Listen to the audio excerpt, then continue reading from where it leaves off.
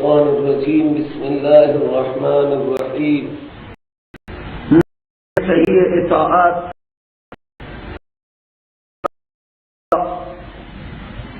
قسم یاد کردن. فلا این لا را باز زائد میگن لیکن این تأکیده. لا یؤمنون تأکیدانه. فلا یؤمنون اینها ایماندار نمیشوند به پروردگار شما قسم که لا یؤمنون تا زمانی که شما را حکم قرار ندن در آن مسائلی که مختلف و اختلاف شده بین آنها. بعد از حکمیت اینها احساس نکنند در نفس خود تنگی را، زد شک را از شما و تسلیم باشند ظاهرا و باطنا.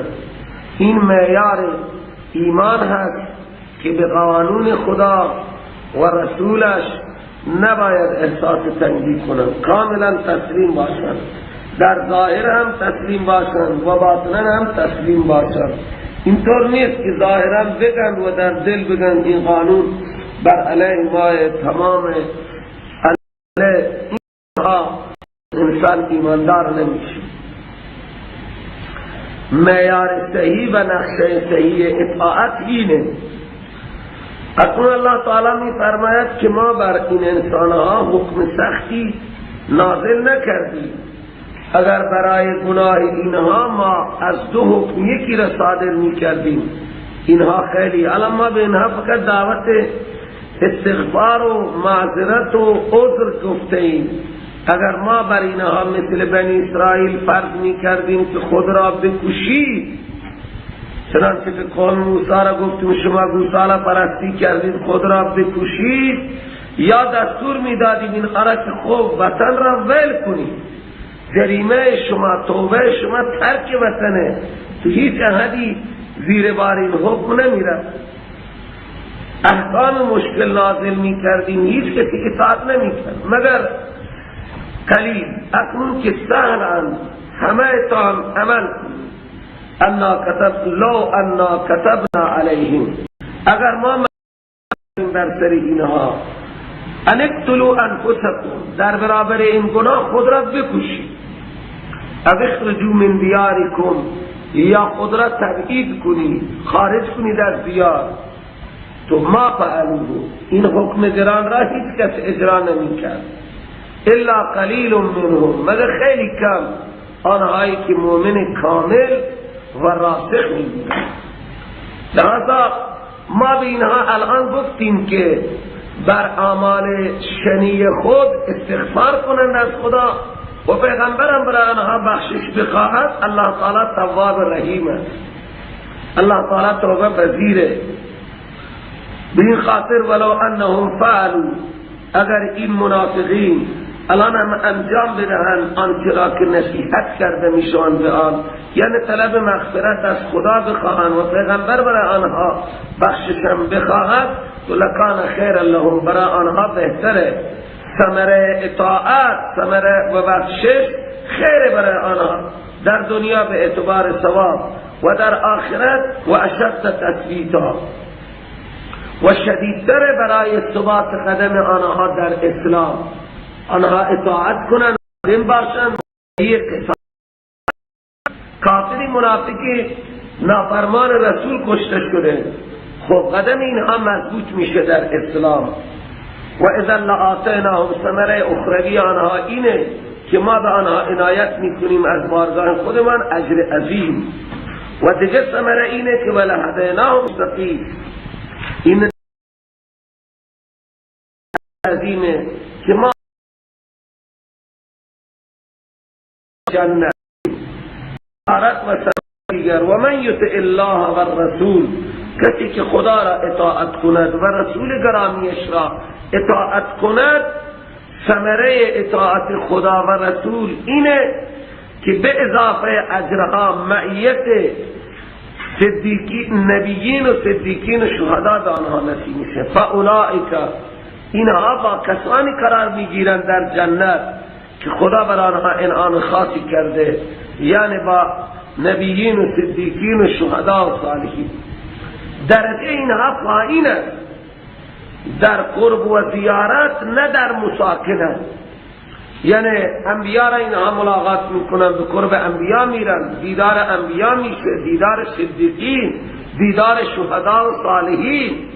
اگر که درجه خود اینها پایین تره، لیکن به دیدار انبیاء، به دیدار صدیقین، به دیدار شهدا اینها مشرف میشن. و شان نزول آیه را میگن که بعضی از صحابه اظهار کردن یا رسول الله شما در شان رفیع هستید، یا بسیاری که پناه پر رسول بودن. اصلا فکر وقتی میکردن که ما پیغمبر را روز قیامت نمیتونیم ملاقات کنیم، لحظه برای آنها خیلی سخت تمام میشد که اونها مشتاق و عاشق ملاقات پیغمبر علیه السلام بودن. الله تعالی گفت هر که اطاعت خدا و رسول کند، معیت و همراهی و زیارت نبیین، صدیقین و شهدا و صالحین به آنها نصیب میشه. مقام صدیقین سروران گرامی مقام این طرف انبیاء علیهم السلام. شهدا و صدیقین را جای دیگر ما خواندیم که الله سبحانه و تعالی فرمود که هر کس جان و مال خود را فدا کند به مقام صدیقین و شهدا میرسد. شهید کسی که جان خود را و مال خود را فدا میکنه. و حسن اولئک رفیقا، همراهی نبیین و صدیقین و شهدا همراهی بسیار زیبا هست. ملاقات نبیین، قرب نبیین، زیارت نبیین، خب هر که در مسکن خوده، لیکن زیارت انبیاء علیهم السلام، زیارت صدیقین و شهدا و صالحین، حسن اولئک رفیقا، اینها بهترین رفیقان، اینها بهترین همراهند و همجوارند. ذالک الفضل من الله، معیت نه اجر عمل. این معیت و ملاقات نبیین صدیقین فضلی از جانب خدا هست. و کفا بالله علیما، کافی است الله تعالی از نظر علم چه شخصی دارای چه مقامی و دارای چه درجه‌ای، اینها را مقام و درجاتشون الله سبحانه و تعالی میداند. بس حکم دوم از حکم سلطانی، الله سبحانه و تعالی در این حکم دوم دستور جهاد را صادر کرد که یا ایها الذین آمنو، ای مؤمنین، خذوا حذرکم. جهاد هم با وسایل جهاد. جهاد همینطور نیست که از اون طرف 52 تانک و توپ باشد و از اینجا شما با چوبی حرکت کنید. نه، اسباب دفاعی خود را بردار.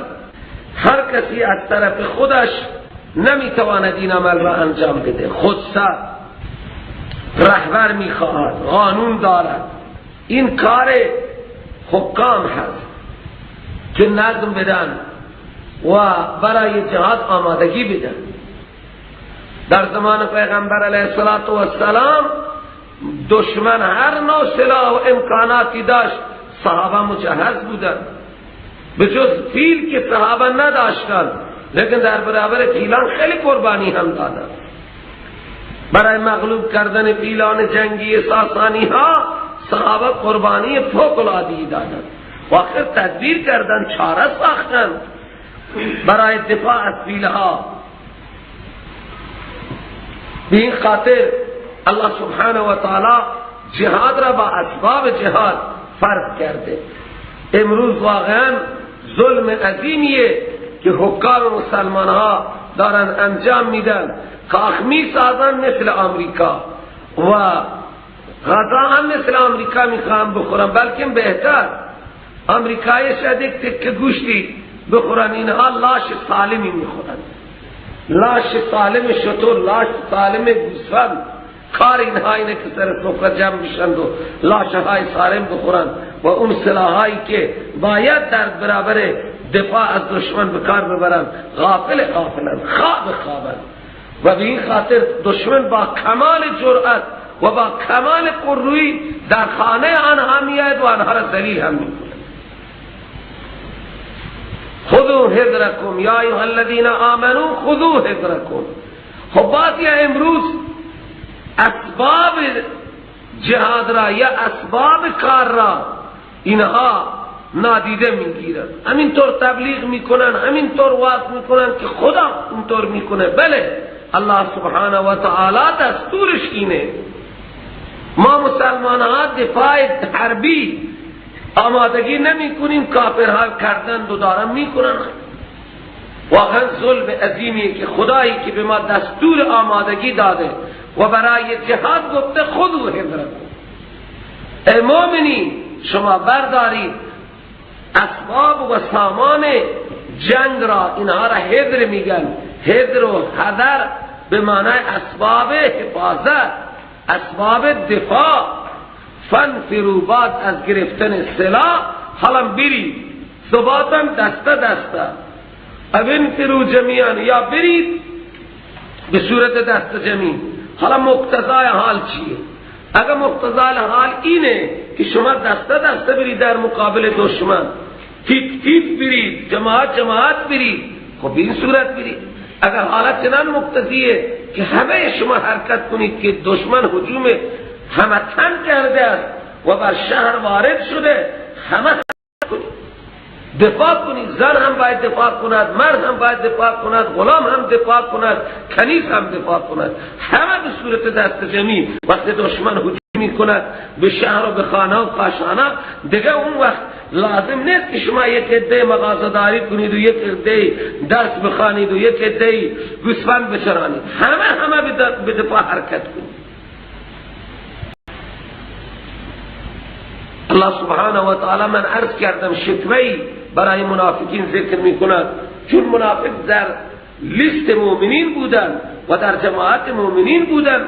منافق همونه که اظهار ایمان می کند و این موقع کافر را رهنمایی می کند و لحظه جایی که احساس می کردن مرگ، لحظه لیتو لعله می کردن. الله تعالی می فرماید به تحقیق بعضی از شما آنهایی هستند که لیبطئن، خود را می زنن به زمین. ابطاء یا تبطیع اینه که خود را به زمین کوبیدن. وقتی میگن انفرو، حرکت کنی برای جهاد، اینها میزنن خود را پایینتر میکنن به زمین. لیبطئن یا معنای متعدی، بعضی از شما کسانی هستند که دیگران را مانع میشن، دیگران را وادار به نشستن میکنن، خودشان که نشستن به جای خود هم می نشینن و هم دیگران را دستور به نشستن میدن. یعنی خوب لیتا لالا میکنن و تقریبا حاضر برای رفتن نمیشن و آنقدر اینها حریصن که اگر برسد به شما مصیبتی ای مؤمنین، همین منافق ها خوشحالی میکنن بر عدم رفتن. قالا، بعد میگن که قد انعم الله علیه، خدا بر ما احسان کرد وقتی ما نبودیم با آنها حاضر در جمله جنگ. اگر اونجا میبودیم هم به ما ضربه می آمد. خیلی خوشحال میشن که در جبهه با شما نبودن. بعضی ها این چنین بدبختن، خوشحالی میکنن بر عدم رفتن در جهاد. و اگر برسد به شما فضلی من الله، یعنی فتح و پیروزی و ظفری بیاید، اینا حسرت میخورن بر فوت اون غنیمت که از دست آنها رفته. اگر برسد به شما فضل از جانب خدا، فوراً میگویند، این وقت جمله معترضه، ای کاش که ما می بودیم همراه با مؤمنین، فافوز فوزا عظیما، پس کامیاب میشدیم کامیابی بزرگ، از مال و دولت به ما نصیب میشد. این حرف را چنان میگویند که گویا بین شما و آنها هیچ ارتباطی نیست. این فیضی که به شما رسیده، اینها تمنا میکنه ای کاش که ما میبودیم با آنها در این جبهه و کامیاب میشدیم با به دست آوردن مال و دولت، کامیابی بزرگ. این حرف را میگم به این طور که گویا اصلا نبوده بین شما و بین اون آقای متخلف هیچ نوع محبت و تعلقاتی. چنان حسرت میخوره در صورتی که به شما نعمت و فضلی برسد، حسرت میخوره. فلیقاتل فی سبیل الله، ترغیب الالقتال، قتال کنن در راه خدا. چه کسانی قتال کنند؟ کدوم انسان میتواند قتال کنه؟ الذين يشرون الحیات الدنیا بالآخره. یشرون به معنی یبیعون هست. قتال کنند در راه خدا بدون تأمل و فکر، کسانی که فروختند زندگی دنیا را به مقابل آخرت. تا مجاهد دل از این دنیا نرباید، مجاهد نمیتواند جنگ کنه. قتال کنند در راه خدا کسانی که یشرون به معنی یبیعون، فروختن زندگی دنیا را. خب در چی چیز میرسه؟ کرسی میرسه، در قتال پول میرسه، در قتال چی چیز عنایت میشه؟ الله سبحانه و تعالی نسخه دلیری را برای مجاهدین بیان میکند. الله تعالی میگه مجاهد در میدان قتال از دو حال خالی نیست. یا اینکه این مجاهد در میدان قتال به شهادت میرسد یا غازی میشه و کامیاب میشه. در هر دو صورت الله تعالی وعده اجر عظیم دارد با مجاهد. و من یقاتل فی سبیل الله، هر کس قتال کند. ببینید اگر اینجا من یجاهد فی سبیل الله میگو، هر کس جهد و تلاش معنیش میکردیم، لیکن الله تعالی میگه و من یقاتل، قتال. کسی قتال کند در راه خدا از دو حال خالی نیست، فیقتل او یغلب، پس قتل کرده شود و شهید شود یا غالب بشه. در هر دو صورت به هر حال ثمره در هر حال اجر عظیم است. پس ما به اون مجاهد و مقاتل میدهیم اجرا عظیما، اجر بسیار بزرگ ما به او میدهیم. این وعده برای مجاهد فی سبیل الله. وعده کرسی نیست، همه دنیا و همه امکانات اینها اجر عظیم نیست. دنیا بدنیه، متاع قلیل ثم مأواهم جهنم. کل متاع دنیا قلیله، متاع دنیا قلیل، هرگز متاع دنیا اجر نمیشه. تمام سامان دنیا قلیلا یعنی دوام در آنها نیست، بقا در آنها نیست. هم از نظر کیفیت قلیلا و هم از نظر کمیت، از هر حیثیت قلیلا. حالا ضرورت جهاد یعنی وجوه فرضیت جهاد را الله تعالی بیان می‌کند. اول این که در راه خدا، دوم برای آزاد کردن مستضعفین و اسیران. شما چرا جهاد نمی‌کنید؟ مالکم، چه شده شما را مسلمان ها که لا تقاتلون فی سبیل الله؟ شما قتال نمی‌کنید در راه خدا برای سربلندی قانون خدا، برای اعلای کلمت الله و همچنین برای آزاد کردن مستضعفین. برای آزاد کردن مستضعفین چرا جهاد نمی‌کنید؟ اون مستضعفین تعدادی مردن، تعدادی زنن، تعدادی بچن. اون مستضعفینی که میگویند در حالی که دعا میکنن ربنا اخرجنا من هذه القرية الظالم اهلها، خارج بفرما ما را از این قریه که اهلش خیلی ظالمن، یعنی برای ما مثل زندان است، از این زندان ما را بکش. امروز مسلمان ها در پنجره ها بستن و شما نشسته مالکم، چه شده شما را؟ برای آزادی مستضعفین و اسیران شما قتال نمی کنید.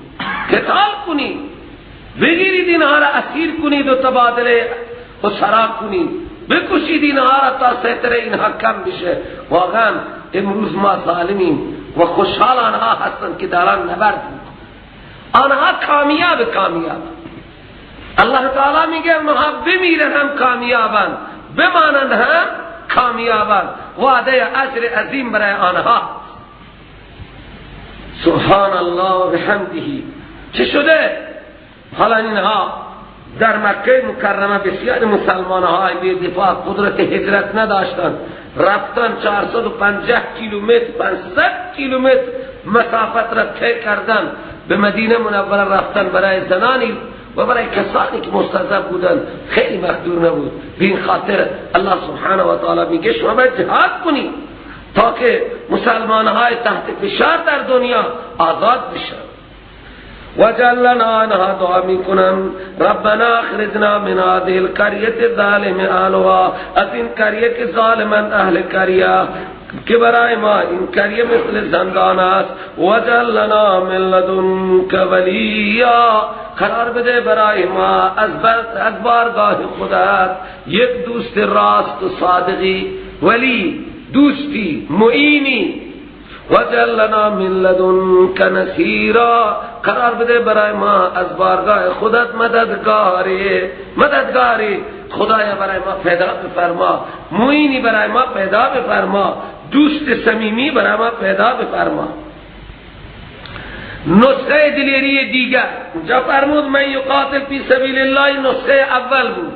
نسخه بیان کرد برای دلیری. به هر حال مجاهد کشته بشی، غالب بشی، وعده اجر فنؤتیه اجرا عظیما. اکنون الله تعالی میگه شما حزب اللهی، باید قتال کنید، بر حزب شیاطین غالب بشید. نسخه دلیری و ترغیب الجهاد. الذين آمنوا، آنها که ایمان آوردن قتال میکنن در راه خدا، مورد نظر مؤمنین، اونها برای اعلاء و حاکمیت دین خدا اینها قتال میکنن. آنها که کفر کردن مثل بوش و بلر و شارون، آنها قتال میکنن در راه شیطان. مورد نظر کفار این هست، آنها در راه شیطان قتال میکنن. لذا فقاتلوا اولیاء الشیطان، ای حزب الله شما قتال کنید با اولیاء شیطان. ان کید الشیطان کان ضعیفا، مکر و ترفند شیطان در برابر مکر و ترفند خدا خیلی ضعیفند. اگر تدابیر غلبه را انجام میدهند امداد غیبی نمیشوند. معمولی 21 سال طول کشید. اینجا محمد رسول الله است، اونجا خانه کعبه در سیطره کفاره، نه مدت زیادی. و حتی من گاهی میگم از ولادت پیغمبر تا آزادی خانه کعبه 61 سال طول کشید. رسول پاک صلی الله علیه وسلم بود، خانه کعبه 61 سال در موجودگی سید الاولین و الاخرین در اشغال کفار بود. مومن باید همتش عالی باشد. حالا شما نگاه کنید حضرت موسی را تا آزادی قوم و غرق شدن دشمن چقدر سال طول کشید. در میدان تیخ اینا عقب نشینی از جهاد کردن چقدر طول کشید. 40 سال این مجاهد میدان تا زنده باشد کنه، تلاوت کنه. این وظایف مسلمان تا آخری لحظه نباید عقب نشینی.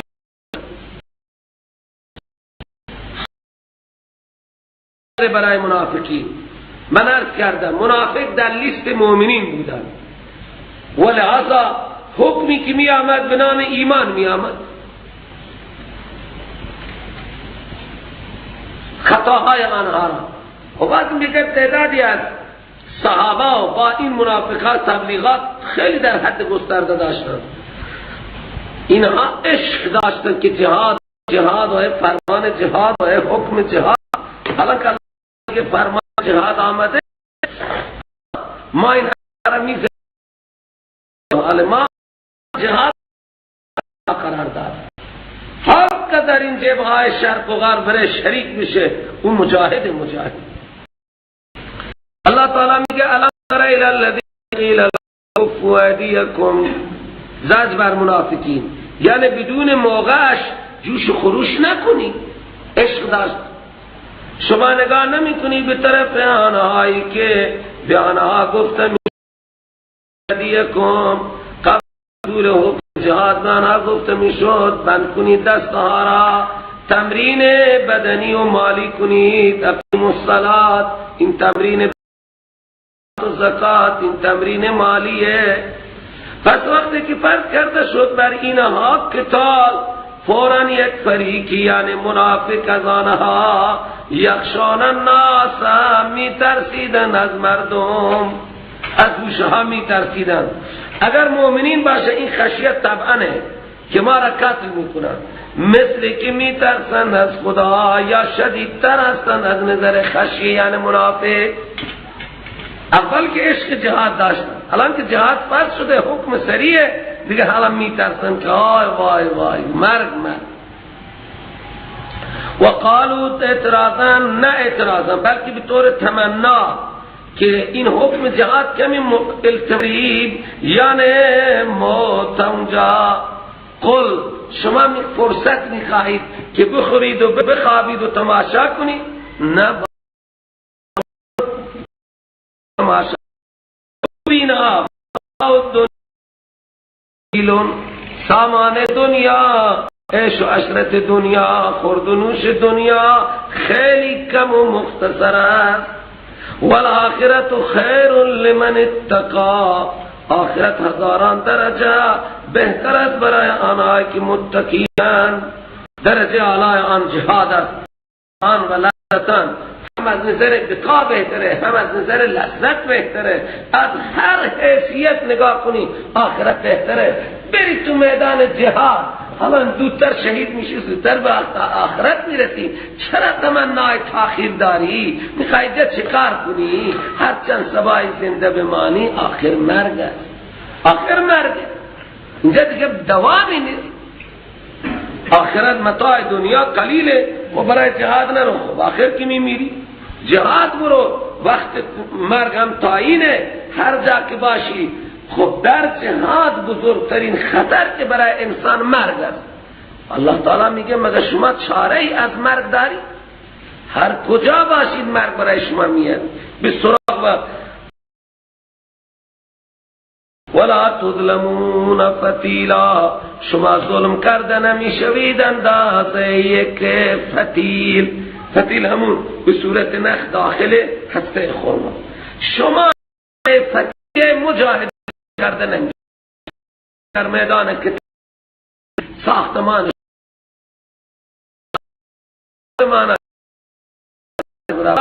ظلم داخل هسته خرما نخ.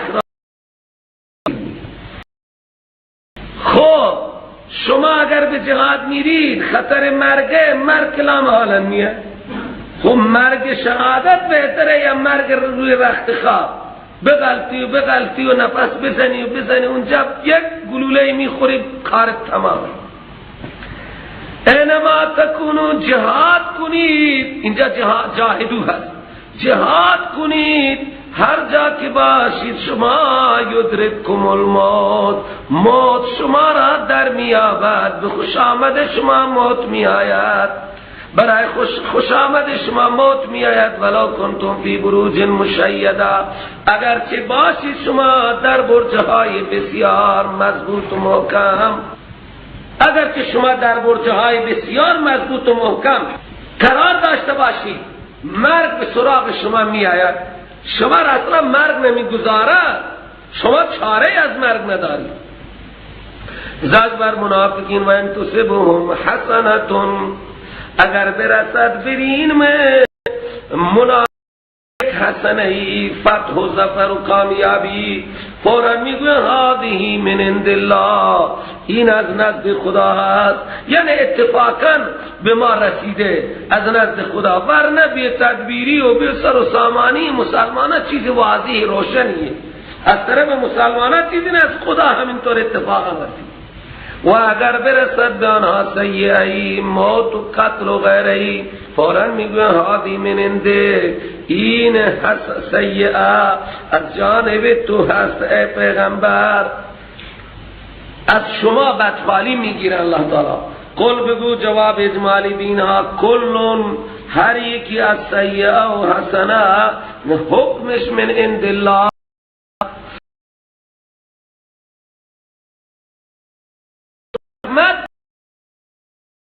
وما لها قوم که لا یکادون یفقهون حدیثا، وقتی سخن اینقدر ظاهر است پس چی شده اینها را که اینها نزدیک نیستند حماقت کفار که بفهمند سخن را درک کنند به جای خودش. اینها نزدیک فهم نیستند، خیلی احمقند. خیر را به خدا نسبت میدن، شر را به شما نسبت میدن، حالا که حکم خیر و شر، قدر خیر و شر همه از خدا. ما اصابک جواب تفسیری، آنچه به شما میرسد ای مخاطب از حسنه، این هم از جانب فضل و احسان الله است. و آنچه به شما میرسد ای مخاطب از سیئه، پس از بدعملی شماست، از نفس توه. این دیگه ثمره نفس تو هست، نفس تو اطاعت نکرده، این جزا بهت رسیده. تسلی بر اثبات رسالت. و ارسلناک للناس رسولا، ما شما را برای انسان ها پیام رسان اعزام کردیم. و لحاظا از انکار آنها هیچ ضرری وارد نمی شود. کفا بالله شهیدا، الله تعالی کافیه برای شهادت. قولا و فعلا الله تعالی برای شهادت بسه. اصول کامیابی را بیان می کند اطاعت رسول صلی الله علیه و سلم. من یطیع الرسول فقد اطاع الله، هر که رسول را اطاعت کرد او خدا را اطاعت کرده. ایمان و جان اینها که نیست. شما رسالت داشتید، پیام، شما اون پیام را ابلاغ کردید، اعراض کرد میگوید کار ما اطاعت است، ما اطاعت میکنیم. یعنی از پیغمبر صلی الله علیه و سلم در محضر میگفتن تا ما فرمان بردار.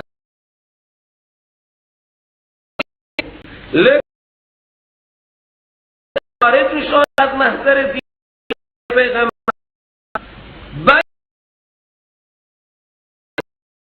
نامش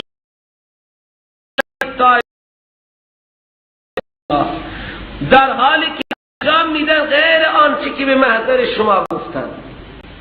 این تقولو هم صیغه واحد مؤنث میتونه بشه، به برمیگردد. اینا همه در ضرر شما میمانند. شب فرمانی بکنند، بیتا تمام شب یک طایفه از آنها میگذراند غیر آنچه که گفته به محضر شما انجام میدن، یا غیر آنچه شما به اینها دستور دادید انجام میدن. آنچه که اینها با زبان گفته بودن غیر آن را انجام میدن. خدا با وجود آگاهی والله یکتب، الله تعالی می نویسد در صحف روز آنها، در آمال نامه روز آنها، در به موقع آنها را سزا خواهد داد. آنچه که اینها شب گذرانیدن تمام ضبط میشن و لحاظا موقع عذاب به آنها عذاب میرسه. لحاظا وظیفه شما عارض عنهم، اعراض فرماد اینا پیغمبر. دوم و توکل علی الله، اعراض فرماد اینها یعنی اصلا غم نکن. و توکل علی الله